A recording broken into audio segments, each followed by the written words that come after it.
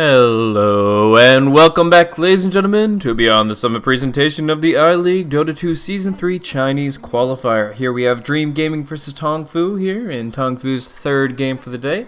And it is going to be our last series as well, just this best of two/2 game series. A lot of other Dota headed your way over the next week, but today is actually going to be just these 4 games. So 2 in the books against Tongfu, unfortunately for them. They debut up against Newbie Young, and they go 0-2. So now they're off the back of those 2 losses, a little bit shaken, and it seems clear in their draft. They're taking different heroes completely. Storm Spirit and Lion, heroes that were completely ignored in most of the drafts earlier. Lion went through 100% of the draft. I think Storm Spirit might have been a Phase 2 ban, but generally speaking, Storm Spirit just... the heroes that were put out in the mid lane and prioritized there for Tongfu were completely different. We saw Shadow Fiend, saw a little bit of Queen of Pain, but in this case, Storm's going to be their pickup here, trying to go toe-to-toe with the Lina, and then they've got the Lion to back him up. So we'll see how that strategy works for them, but obviously they're just trying to look for something different than what we saw earlier, that they don't want to make a repeat performance twice in one day. So essentially, we're going to be seeing a bit of a different strat from them, but Dream Gaming, for those that don't know, are kind of a Tier 2 Chinese team, still trying to build themselves up. They have some pretty good core players, and of course they do have Demons supporting. He was on another team earlier that some of you may know, but it's slipping my mind at the moment. So anyways, they're going to be going ahead and banning out the Clockwork here. Don't want to give Tongfu too much range of initiation. Like combining Ball Lightning with the hook shot forward, that would cause some real issues. That would cause some problems for their carry finding farm. If anytime you're solo up against Storm Clock, you're just going to get jumped all the time, because the Rocket Flare gives vision, so Storm Spirit knows when he's making the right jump. And then, of course, the Clockwork can also follow through with his own hook shot. So it's just scary stuff. They don't want to put initiation fully in Tongfu's hand, and they do ban it out here. The Juggernaut going to be banned out so that we don't see that for 777 for their safe lane farm. And we'll see one more ban coming in from them. The Juggernaut's not really particularly good against Storm or Lion, but it's certainly not bad alongside the Rubik Lina. So just kind of emphasizing early front-loaded damage in their fights. The Juggernaut gives some good Omni-Slash potential, and even the Shadow Fiend here, not only a good mid laner, but also has some really good damage early in the fight if he gets the Requiem off. So very hybrid, high burst potential, and they just, again, don't want to have to fight up against that. The Storm wants to be able to be the one to dominate the fight, do the damage at the beginning, and follow through, just it's pretty much singling out a single target and bringing them down. But the last song that we got to play on stream was Final Fantasy's Return of the Phoenix, and we do see him making a return here. So that was actually probably the most successful hero in the last game. Q1 was actually able to bounce back after some time, and although he didn't really want to start out in a 1v1 matchup, he was able to kind of pull forward and find some farm for himself to make some good plays happen. So hopefully we see at least that aspect of Q1's play return to this game, and we'll see if Tongfu have a different general mentality to bring around it to make sure that it'll be of high impact as it needs to be this game. Because the way I'm looking at it, they are now 0-2 in the group stage, and if they want to be looking at the next stage, although it's a little early to tell how the standings is going to play out, they're probably going to need to win about 75% of their games. So they definitely need to 2-0 Dream Gaming. They can't even, I think if they go even 1-1, they'll feel pretty disappointed here, because they still have some more difficult teams to go up against later.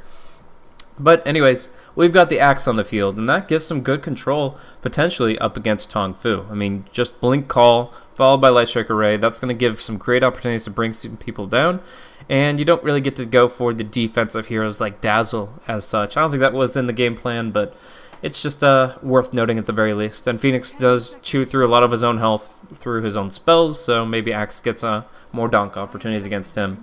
Overall, I think it's more just pushing forward Dream Gaming's potential to initiate these fights, and they want to just kind of put their own offensive foot forward with this hero here. Curious what they'll follow it up with. I think an Omni Knight would be pretty good, actually. We've seen the Omni Knight Axe dual lane come out a little bit in the off lane, and in this case, I think it would be strong just because Repel is so good against Storm and Lion. Like, you Repel a hero, and you're going to be perfectly fine against pretty much everything. And I think that would probably be a pretty sweet duo. The problem is whether they are running something that's too supporty and not enough scaling tempo. Like right now, if they run the Lina mid and they run Rubik Omni Knight support, they're okay in the laning phase. But they really need to make their spells count in the mid game. Like the Guardian Angel, the Spell Steal, they have a lot to execute with in that context, and it's a little difficult.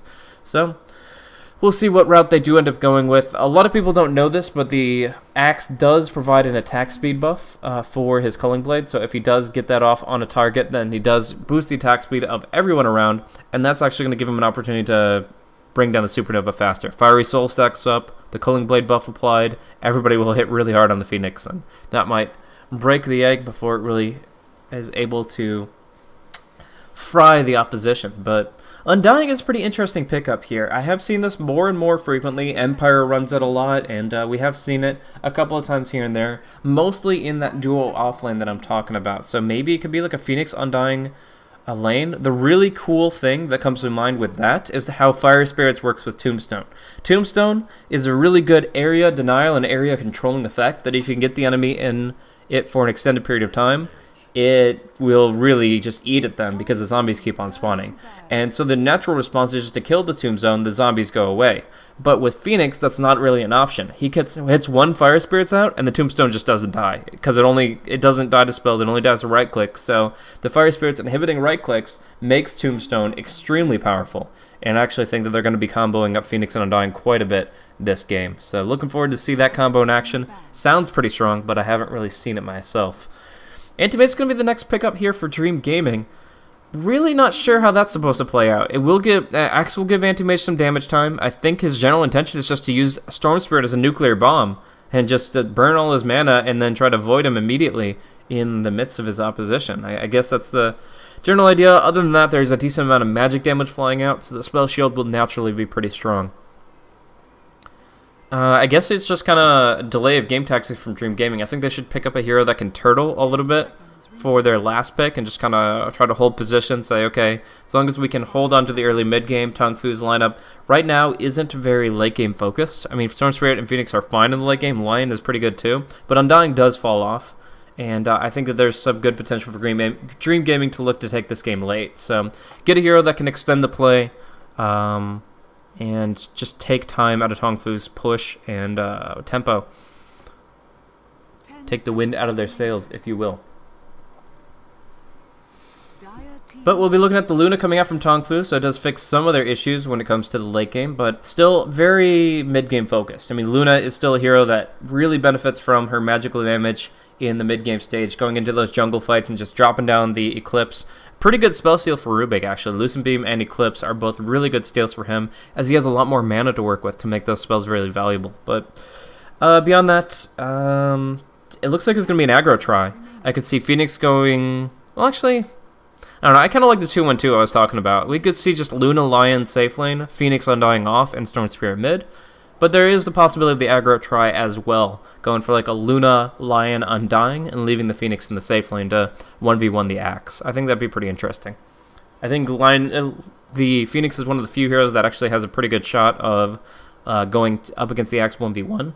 The strength aspect as well as the range advantage, I think that he'd be okay in that laning composition, but I'm not too sure if that's the route they want to go. 2-1-2s, in my mind, is a bit more powerful, but either way, they're looking to pressure the anti-mage. No matter what configuration they go for, Tongfu, we're going to see at least 2 heroes up top because they don't want the anti-mage just free farming to his standard core. But if he goes into Battle Fury Manta style, hard to Tarrasque, like, he wins the game pretty much outright based on that fact alone. So the Tongfu have to kind of pick up the pace a little bit, go for some big initiation, and look for some big kills. So we'll see how that plays out here.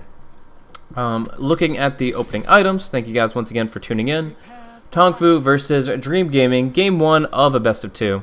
And we're going to be seeing Tongfu take a pretty aggressive stance this game. So we'll see how quick it can go. Either way, this is still iLeague China's qualifiers. It's going to be the group stage here, and we're about a week into it. So let's see what these teams are made of after seeing a little bit of the metagame develop. Obviously, I'm sure a lot of these guys were watching VG versus IG, and can take some tips from that as well in the tail end of 6.83, where 6.83 goes to die, essentially, as we're going to be seeing the patch within, I would say, 2 weeks. Definitely seeing the patch within a week, and then experiencing it for ourselves within maybe 2. Kabu's going to be revealed here. The concussive shot is skilled up. They are in range. They'll pop it off. And yeah, Kabu's going to take some hits here. He will have an Earth Spike, though, in this choke point. He should be able to hit 2. And yeah, they're not going to commit to it. So a couple of problems here is that not only did Dream Gaming not get the first blood, but now they've got concussive shot on their supports, but it might still work out for them as they connect with Kabu on the double stun. Not sure why he stuck around, but he does get punished for it. The Radiant Observer was scouted to the east. He thought that was going to be their approach, but then he gets caught out from the south. Very painful to lose that first blood. And Rubik claims it for himself. So, Bounty Rune for Jixing's Lina. First blood for the Rubik, who's already got boots first. So, man, Ayo is going to be rolling in the money. And they did get this ward down, which is a Magic Bush ward. Will block off both the pole camp as well as the central hard camp. Demons finding out another opponent. Can't really harass him with the Arcane Bolt. Like, normally he would Arcane Bolt, then run, then Arcane Bolt, then run. But in this case, concussive skilled up. He's only the one to initiate action. And in that, both the Skywrath and the Rubik are very low damage output right now. They can slow him, they can stun him, but as far as actually dealing damage, it's through very small, piddly right clicks. Still, down bottom is going to be where the Anti-Mage finds his home, and I can't imagine why.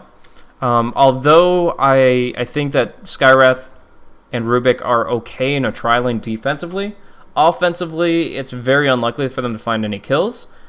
And the Anti-Mage just...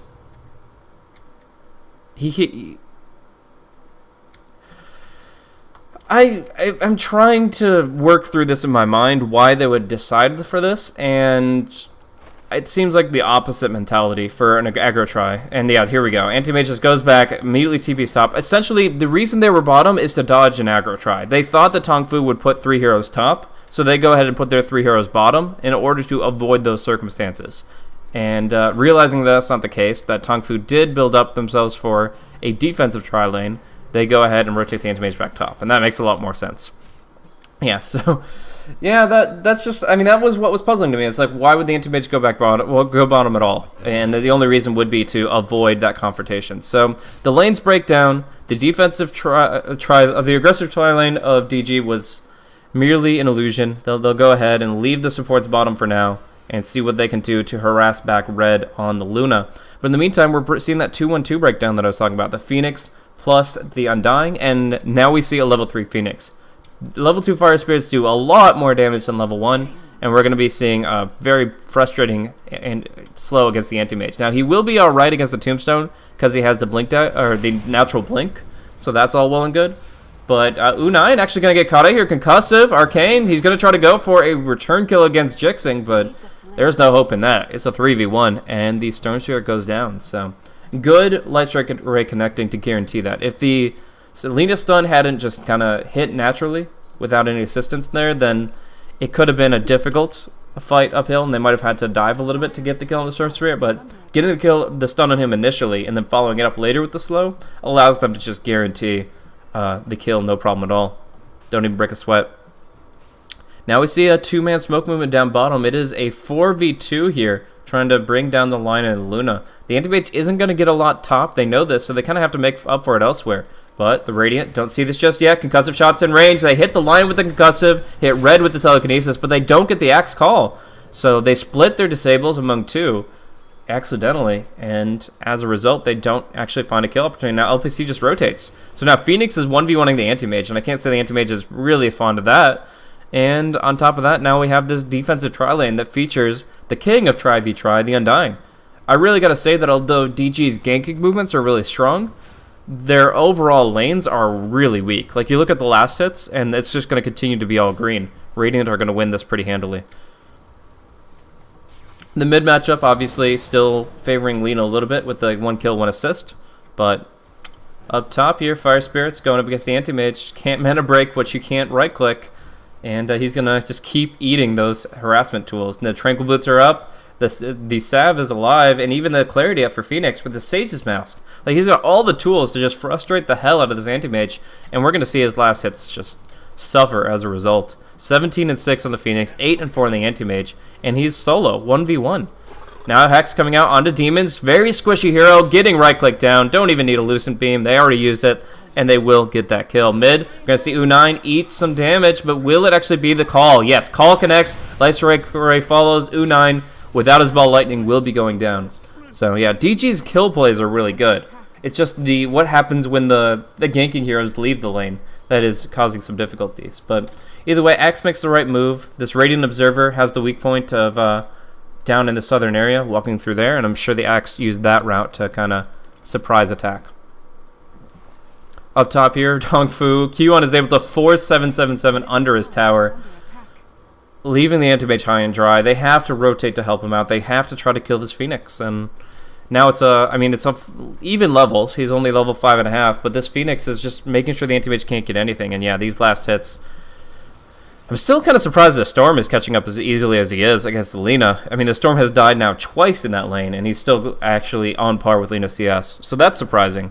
But the other side lanes are it's clear as day what's happening there. Now 777 going for a play, but Axe waiting in the wings for that Icarus dive. He'll catch him out after the fact. Really good bait play there. I saw Axe rotate, but didn't know he'd be in such a good position for that Icarus right after it concluded. That's just interesting. What am I looking at here? Is that an animation Valve coded? Because it looks weird. That looks so weird. Anyways, sorry, I get distracted by the weirdest things. Anyways, yeah, we had a quick pause. We had the Phoenix death. Great anticipation from the Axe. And despite not really farming at all, like he's only got 10 CS, we do see that he's moving on up in terms of golden experience just because he's found such success. Like he's had pretty much like a 66% success rate with all his ganks. He's doing pretty good. Rubik, on the other hand, not so hot. Down bottom, will be caught out by just again the catch up by Kabu. Walks up to him, stuns him out, and Rubik is very slow. I mean, even with the arcane boots, he's still running around at 345. Lion just has to catch him off guard a little bit, and he'll be able to run him down. Axe, on the other hand, jungling it up with the Berserker's Call, clears this out. Some people will ask why he's not dropping Tranquil Boots. In a double or triple stack situation, it's often the armor that's more valuable than the 13 seconds of regen. So he's going back to Fountain anyways. He knows that. He goes ahead, keeps the Tranquil Boots on, and that +4 armor he gets while they're broken is still more valuable than the Tranquil drop.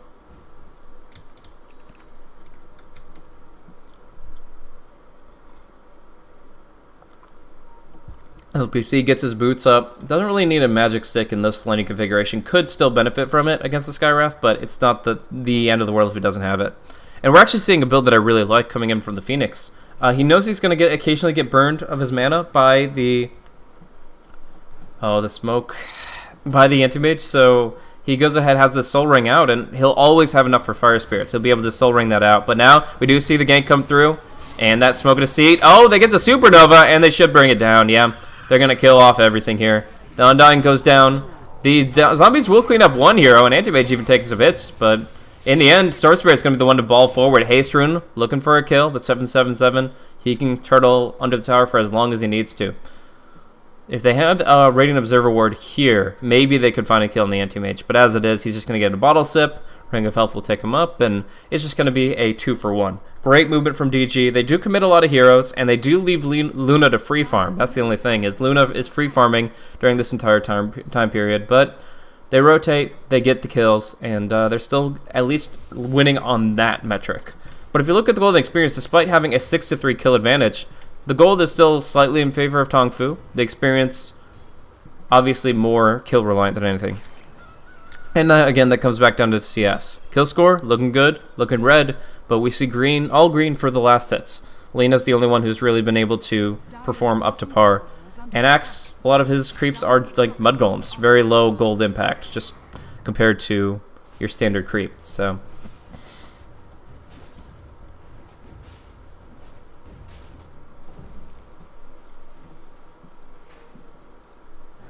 and nice de-warding going on here, actually. They knew that there was some kind of vision here recently trying to react to that situation, and they go ahead and clear that out.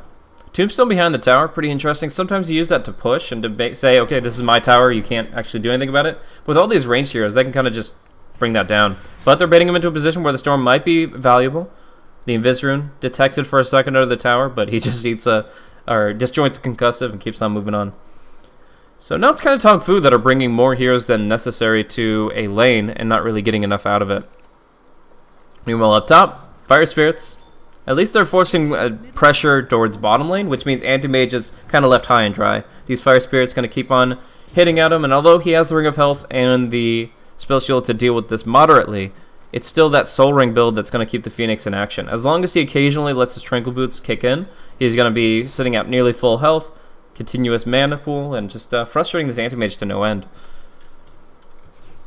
Anti-Mage only has 31 last hits here, almost 10 minutes into the game.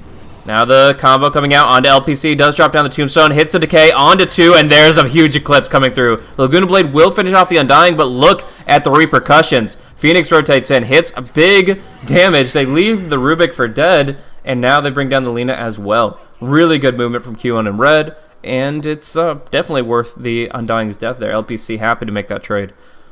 Now looking to dive, Kabu, he's got a Hex opener. Demons hiding out in the trees, but yeah, they're not going to find him just yet. Now they do, and going to get silenced, actually. Kabu won't actually be able to connect with spells.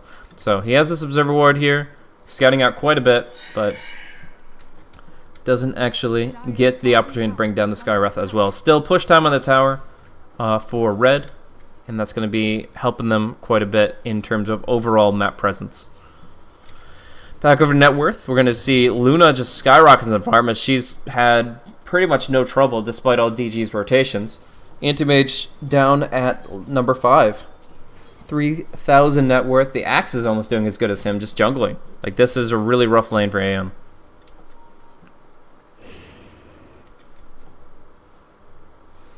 U9 though, whittling down the tower a little bit as Lina makes her rotations. She wants to use this Laguna Blade whenever she can. We're going to see a spell steal of Elusive Beam, so not a bad pickup at all, but Finger of Death and a beam the other way, and suddenly Rubik is dead. So you can steal it if you want, but you're just going to be a huge nuisance. And we see that Supernova, that was just because of Laguna Blade. He was afraid he was going to drop into Laguna Blade health pool range, so just uses that to get full health and mana, and they can keep pushing this tower.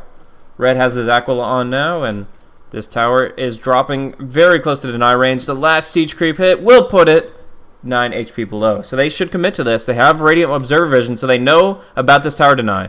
But can they actually close in on this tower to last hit it? It looks like an Icarus dive is going to come too late. Good attempt from Q1, but in the end, the tower gets denied down bottom. Anti-Mage gets his lane back. I actually feel that DG are pulling this one back a little bit.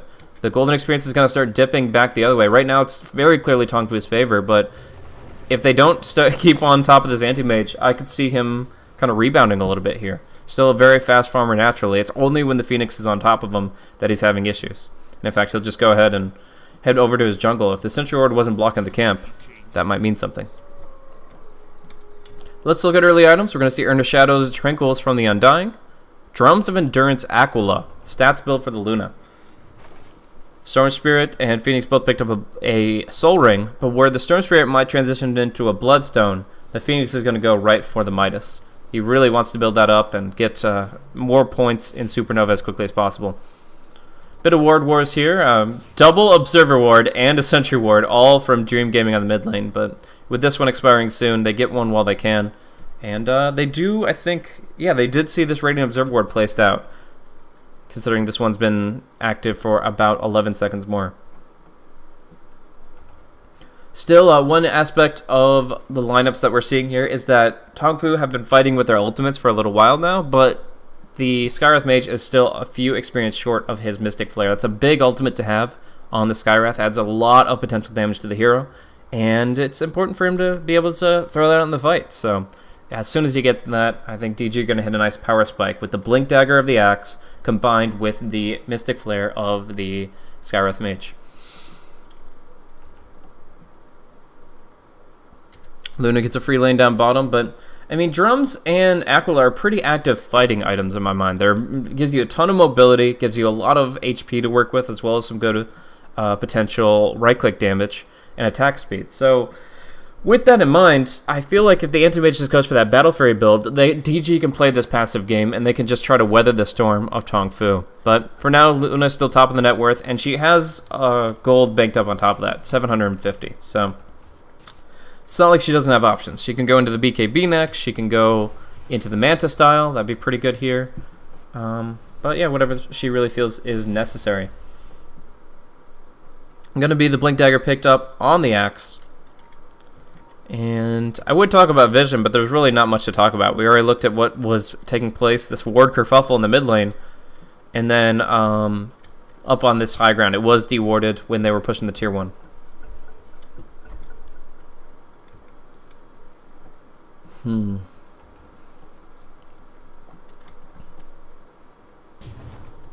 So Yosep are going to come out from Jixing pretty soon, but the Midas already up for Phoenix. That's got to be one of the fastest Midases I've actually seen on a Phoenix.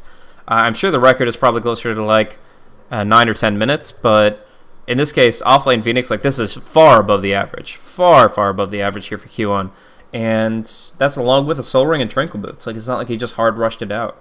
So, pretty awesome for him. Kabu going to get the Hex out quickly on the Axe. No blink for you, my friend. And they're going to combo it up. Supernova is here. Fire Spirits hits on everybody. Great Fire Spirits. And they just force all of them back here so that the Storm Spirit can re-engage onto the Lina. Doesn't have enough mana for Vortex, though. Already used the Soul Ring. It's the Q on the Phoenix to go for the long-range reach on the Fire Spirits. It keeps the Axe's blink on cooldown, and it forces them all back. They end up getting the kill on the Skywrath.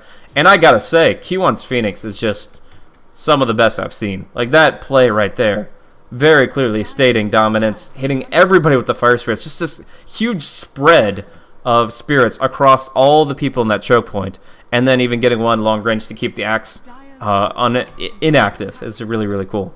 The Tombstone's going to be down for a little bit here, but that's okay. I mean, they're up against an Axe, so the Tombstone isn't just generally as strong against that counter Helix.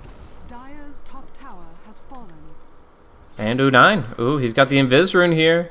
Looking to make something happen. I definitely think there's some kill potential, and he can put this Blink Dagger on cooldown before he realizes it. But AO seems to be the easier target. Who do they actually end up going on? 3 heroes here. They'll go in, walking in with the Flesh Golem, Tombstone onto 3, and now the Axe has to do some amazing work. Spins to win, my friend. It's doing some good damage, but it's not enough. They only bring down the Phoenix. The Storm walks away, at least for now. Anti-Mage pursuing, but we watch the Eclipse and the Zombies on the front line, bringing down the other two. Rubik first, Lina next, and the last right click comes through. The Anti-Mage, though, he was able to pursue nothing. He went for the Storm Spirit, but Storm Spirit got his TP home, and Anti-Mage is pursuing some creeps on the top lane. So, all in all, a 4-for-1. An amazing fight from Tongfu, starting off with the best Tombstone I've seen in a while. Like, that was just a perfect position to lock them all down, and the Storm Spirit and Visitor and Scout was able to accomplish that. Lina did some good damage in that fight, and that's why Phoenix did end up going down, but in the end, Tongfu just taking a tremendous swing forward. And you did see that little dip I was talking about in favor of DG, but these past couple fights still very Tongfu forward. Now the big Supernova going right at the front line. Axe is certainly going to go down. They're trying to kill the egg. It's only 5 hits, but it still pops. They still get the 5-hit egg off on the front line here, and they end up killing 3 more. Oh my gosh. LPC does go down under tower thanks to the Lina. Anti-Mage limping away without mana for his blink.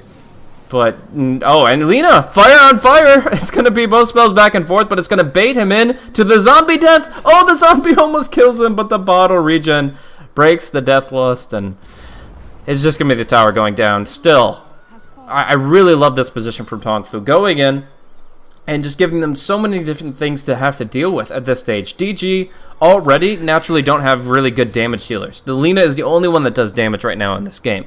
The Skywrath Mage can do magical damage, but right clicks are a different story. His right clicks are only being put out at 1.4 per second, or seconds per attack. That's I mean, not much at all. You look at Anti-Mage, he's 0.72 seconds per attack.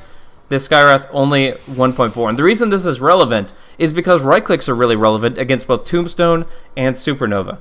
Tombstone has 800 HP, some decent armor, can be healed up by the Soul Rip. And this Phoenix, he's now up to level 11, so his attacks to destroy goes up to 8. And that's a really big deal. Because in these fights, all they do is just drop down Tombstone, walk down Supernova, and say, what are you going to do about it? What are you going to do about it? And if they fight it, they die. So even these Axe initiations aren't really working out too well, because at best they like pick off one hero, and then they fight into a really bad spot thereafter. Now we see a Blink on Lion, an insanely fast Blink Dagger on Lion.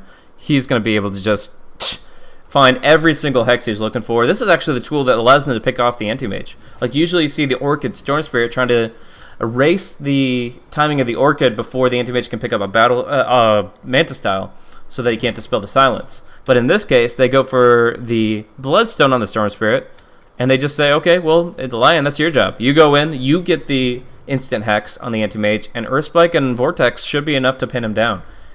This is going to generate some real kill potential against their hard farmer, and it's going to keep his net worth even more under fire as nowhere becomes really safe.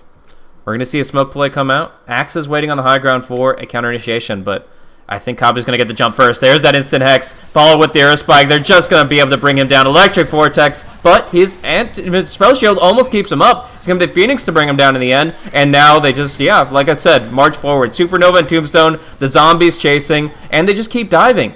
With the refresh on cooldowns of Q-On's Phoenix, the Icarus dive allows them to just keep on chasing, and that is just an incredible combo. I am just flabbergasted how well this combo works. Again, I have never seen Undying Phoenix in play, but just looking at it, just seeing those two heroes picked up in the draft, I'm like, yeah, those two heroes will do some work together. But I had absolutely no idea. I thought it would be a good dual lane. It turns out to be an incredible 5v5. Like, these two heroes are making the fights happen. If they have a small advantage, they snowball that. They build that momentum, and they keep rolling with it.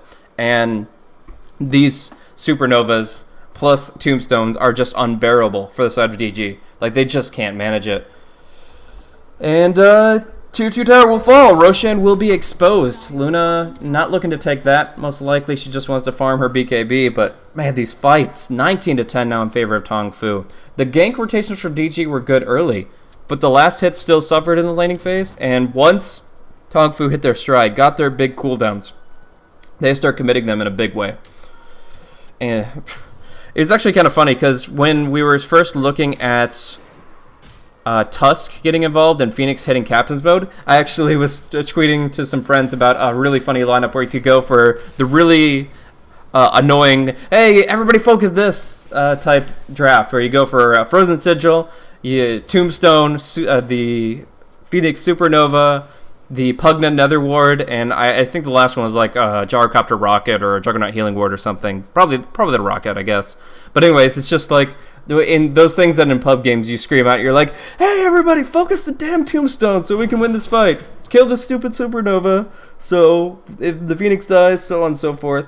And you can just say that for Nether Ward, for Sigil, and for, I guess, the Rocket. And it's, it's not 5-man drafting it, but it is still a powerful 2-man draft, getting the Undying here with the Phoenix. And man, there's another initiation. That Blink Dagger on Kabu already paying off, finding the opening on the Anti-Mage early, now onto the Axe, and they just scare the Rubik. He's going to get Sunray, but not much he can do with that, I don't think.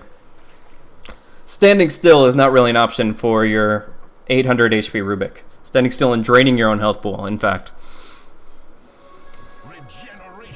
And Anti-Mage still doesn't have the Battle Fury. His laning phase was so bad 1v1 against the Phoenix, and I don't blame him. Like, usually you flame the AM in this situation, you're like, holy crap, his net worth is only 6,300, what a noob. But no, he just had the worst lane you can ask for.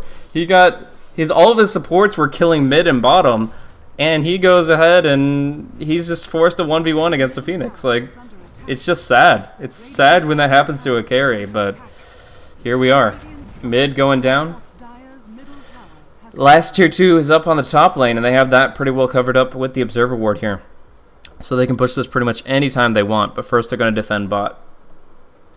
And now just looking at the gold graphs, golden experience, we've got 13,000 net worth in favor of Tongfu, 12,000 experience. They are really regretting giving the Phoenix so wide of berth. Like, if they had the Skywrath and the Rubik up top and just put the Axe bottom, I really feel like they could have done something against the Phoenix, but as it was, they decided to jungle the Axe, and while his Blink Dagger timing is fine, the Phoenix just got so much out of that lane, and now he's an 8,000 net worth Phoenix, about to pick up a Shiva's Guard. He's only the recipe away from Shiva's here, 22 minutes in. Like, they just let this Phoenix have a heyday, and we're seeing what he can do with it. This hero just can be incredible in the right situation.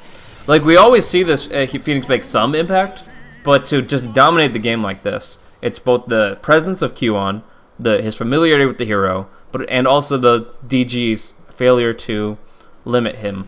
It's weird because essentially what it's saying is that Dream Gaming felt more need to put pressure out on Luna than to worry about pressure being put on the anti-mage. And I feel like that should be the reverse. Luna's the aggressive one. She's the one that's active in the laning phase. Anti-mage is the one who cowers and farms. So in that, I really feel like the coverage for the AM should have been the priority. Luna, free farm maybe isn't the end of the world. But now we see here, she's got her battle build. She's got her BKB, drums, Aquila, Yasha. She's ready to fight. Phoenix, he's level 13 with a Shiva's Guard. Here, 22.5 minutes. Like, this is going to be them just pushing in the high ground with the Aegis on Storm Spirit, the Bloodstone on him too. All the mana in the world to play around. With this silence, he shrugs it off. He'll eat a lot of damage here, but even then he'll come back to life with full, and it's going to be just them all going down. 777, eating a lot of damage. Supernova still in effect, and they will kill him off. They'll run them down to the base. They'll force the buybacks. They'll just win every fight from this point forward. These are the last legs for Dream Gaming here in Game 1. And it just comes down to how they executed on the lanes. Axe goes down. Rubik, the last man standing. Ayo, please, just call it, man. Throw in the towel. There is no coming back. They are too far gone at this point. The comeback, the dream is dead. And we'll see the bottom racks fall. There it is. The GG comes through. Demons is the one to finally bring the tap out. And they're probably talking about what to do differently, because just the way they approached these lanes was very awkward to me. It showed that they had either the utmost confidence in the anti-mage to dodge every fire spirit thrown at him, or really ambitious stance on killing off Storm Spirit and Luna. Like, they did get some pressure. They killed off the Storm a couple of times in the laning phase. He did die twice. Luna died once. Lion as well, but just all in all, it really wasn't the draft to go and roam.